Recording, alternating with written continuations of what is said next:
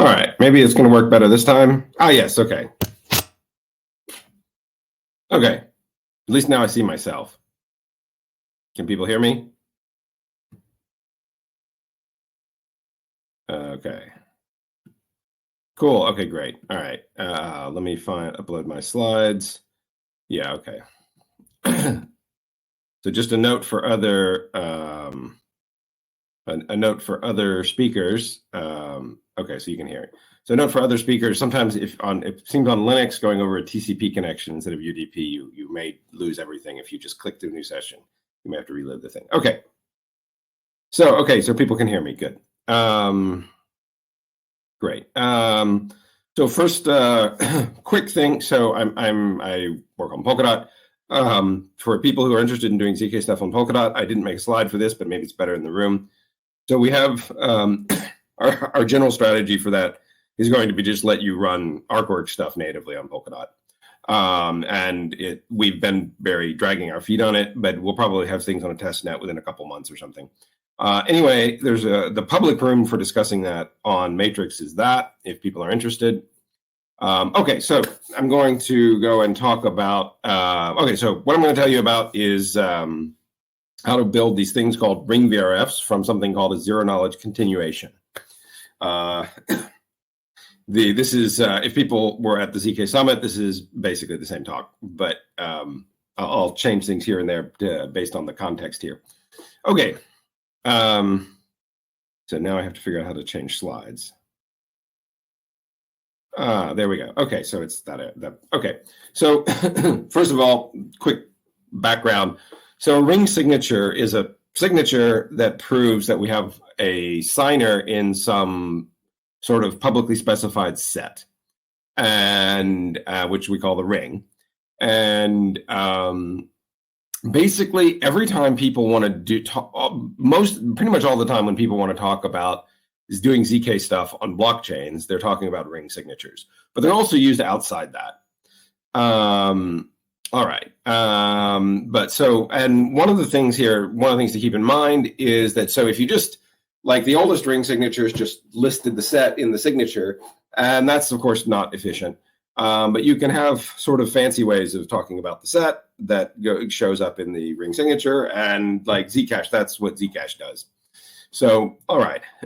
Anyway, ring signatures, it's just a signature of some sort with where you prove that you have some big commitment to a lot of public keys, and you prove that it's one of those. Okay. Now, the next thing I want to talk about is what are called verifiable random functions. So these are another kind of signature, and what they do is they prove the evaluation of some pseudo-random function, which basically means something akin to a hash function, determined by the signing key used in the signature. So these are used all over the blockchain space now. They go back a very long ways, and generally speaking, so the simplest one the verifier looks like this. It's just if you erase this line with in and out in it, then it's a Schnorr signature, and just adding that in, it proves it's what's called a discrete log equality proof between the out modulo the in point and the PK modulo G, and the in point is something you hash to the curve. Okay, so it looks like it's basically a more efficient way of proving something that looks like a BLS signature. Okay, so that's ECVRF. Now, what are these ring VRFs? They're ring signatures that are also a VRF. So this just means that they prove evaluation of some pseudo-random function. These are determined by the actual key pair, but they anonymize which key pair is being used within some set. Okay, so the claim that I'm going to make is that these things are extremely useful. You can sort of squeeze a lot of different ZK kind of tools that you would want to build into this into this framework, and in fact, it becomes at this point simple enough that you don't using these things is simple enough that you don't necessarily need to be a ZK dev anymore. You can just kind of go and use the ring verifiable random function. Perhaps depends on what you're doing. But for example, if you wanted to make certain kinds of games and whatever, you could probably once we finish ours, we'll be able to just use it off the shelf. Anyway, so this is so it's going to be a very useful construction, and so how do we build one of these things? So I'm going to tell the story in two parts. The first part looks almost exactly like the ECVRF. The difference is this little t times k added into the second line. And what that does is that makes it a discrete log equality proof between the secret key part of a Peterson commitment and this out. So what that means is that we've hidden the actual public key, but it doesn't do very much here because it's just a Peterson commitment to one public key, not to a set of them. Okay. Don't try and actually formally model this guy because you could, if you're a real academic, go right ahead, try and formally model this guy. But there's a number of things that go kind of wrong when you try and model it as a VRF. But that's an interesting conversation to have with academics at some point. But we decided to skip it. We just model when we do our academic stuff on this. We'll just do the whole construction all at once. All right. So what's a ZK continuation? That was in the title. So how do you have a really cheap prover? Well, the cheapest prover is to not prove anything, or at least to not prove anything again, to have proved it in the past and just reuse the proof. Now, that's not very ZK because the proof itself will link the two uses. So but nevertheless, the thing to realize is that nevertheless, this is what we're going to do. We're going to take an existing proof and we're going to make it unlinkable to the previous proof and sort of reuse it. Now, there's a proof system called Groth16, which probably most people here have heard of. And Groth16 has a very nice property that it has this re-randomization sort of built in already. Actually, everybody hated that for a while because it made it hard to prove theorems about it. But it turns out very useful for us. So this is what Groth16 looks like. So this X is in the regular Groth16 is some public input that's constructed from some elliptic curve points times the actual values that are public inputs to the Groth16. And the A, B, and C are curve points that are pieces of the proof. And then all the Greek letters are what we call toxic waste. So nobody actually knows what those are anymore. Now,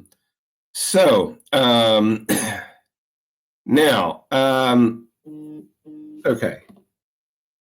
Oh no, Sony's messaging me. Make sure it's all working. Well, that didn't work. No, that's nothing. Okay, so just making sure I'm still being heard. Okay, so the idea is that for this Ring VRF is that what we want to do is we want to plug this X into as this COM-PK in the Peterson VRF, and so that'll take the form of the secret key times some generator G, which and then a blinding factor times some K. Now that we could do in the Groth16, but it would be really annoying because this blinding factor would occur inside the Groth16, which then means we need a new Groth16 each time we use it. So what we're going to do instead is we're going to do something else. We're going to take this is the usual randomization. If you remove the K terms in this is the usual randomization procedure for Groth16. But what we do is we pick some generator independent from everything else, which is this K, and then we just we define this K delta thing in the trusted setup for the Groth16. And then now what happens is once the Groth16 is proven, somebody can come, actually anybody can come along, but somebody can come along and change, change the K and the K delta however they like. And what this does is this changes this B, this blinding factor in the X piece. All right. Now, so this is okay. So now, what's the point in this? So the idea is that we can have ourselves we can make this proof once, and then we can keep reusing it again and again. Okay, so what do we achieve with this? So so if we imagine the Groth16 looks something like this, so we have some commitment to the ring, and the internal Groth16 looks like this, and then our external Groth16 will have this other X, and we notice there's an extra term that shows up here. Now we end up with something where the marginal, so we have to run this Groth16 at some point in the past that has some prover time, but the marginal cost for the same ring of making of producing a new proof is 8 G1 scalar multiplications and 2 G2 scalar multiplications. So this thing is fast, like not like everything else you're going to hear about today. This thing is, by comparison to everything else you're hearing about today, this thing is free. Now, so, okay, what can we do with it? And there's some other stuff we can do about avoiding side channels if we want, because if the ring changes, we risk a bit of a side channel attack. But I think I'm not going to talk about that. Now, okay, so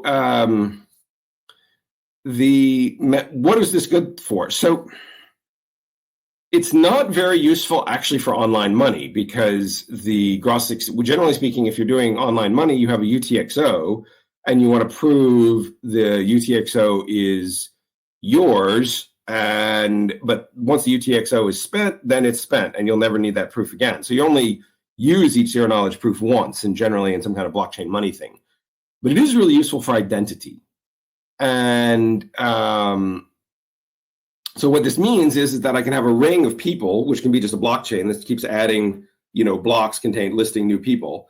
And now what the people in this ring can do is they can prove, the ring doesn't necessarily update that quickly, but they can prove that that they exist, and they can evaluate this function, and evaluating this function associated to their secret key gives them an identity in a context.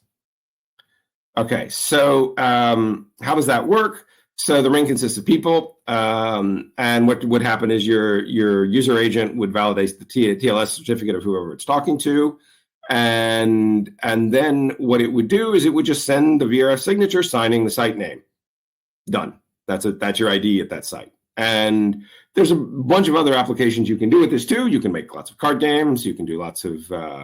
We're using it in a new block production strategy, and it's fast.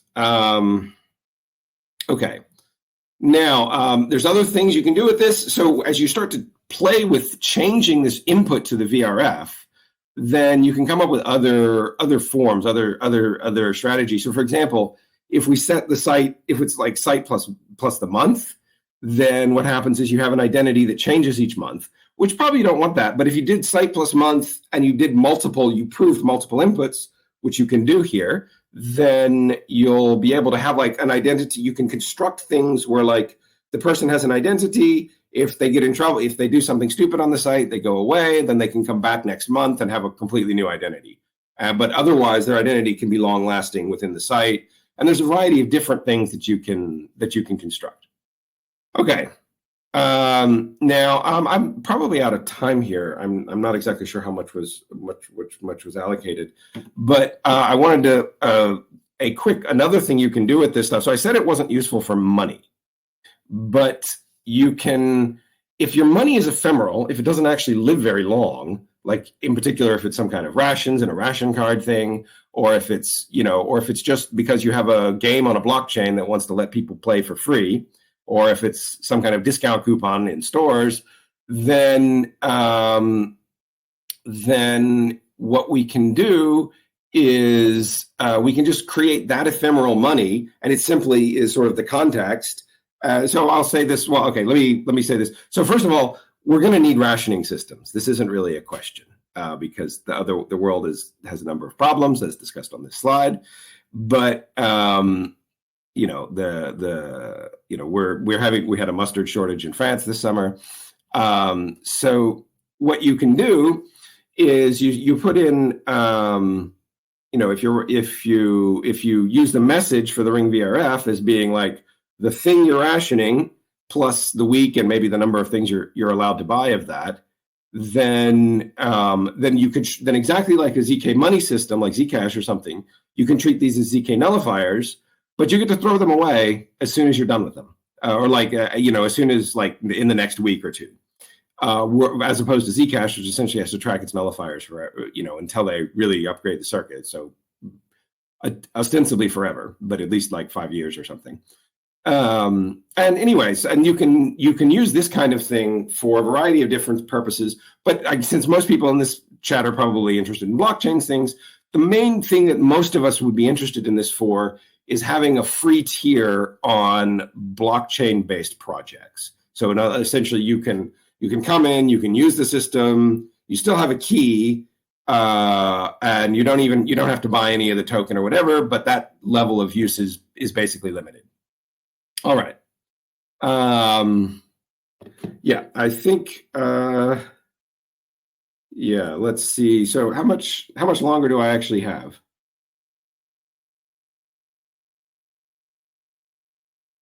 Well, all right.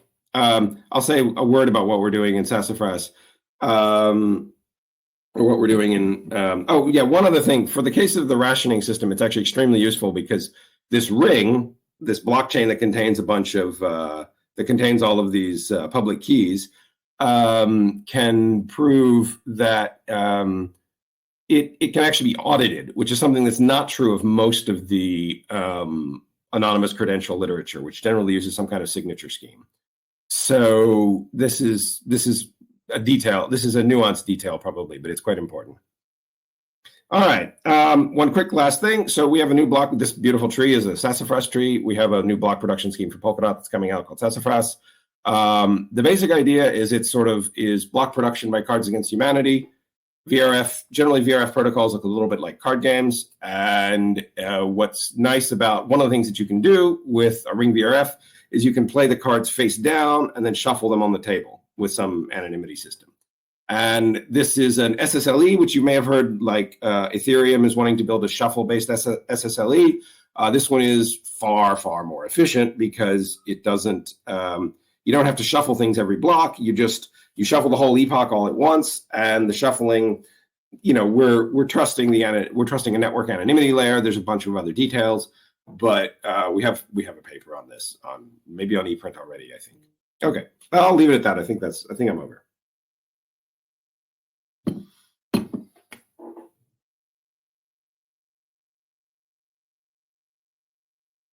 If anybody has any questions, I'm not sure how that works here. So.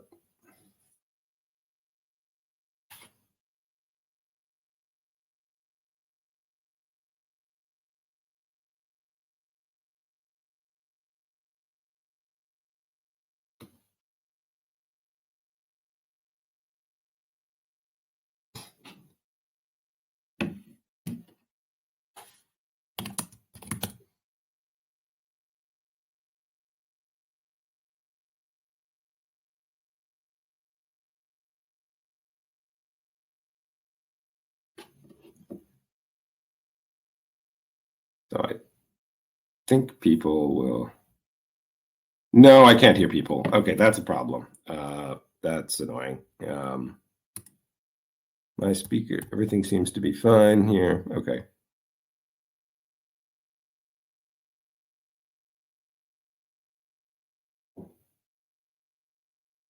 Okay. So let's find, where's this Q&A?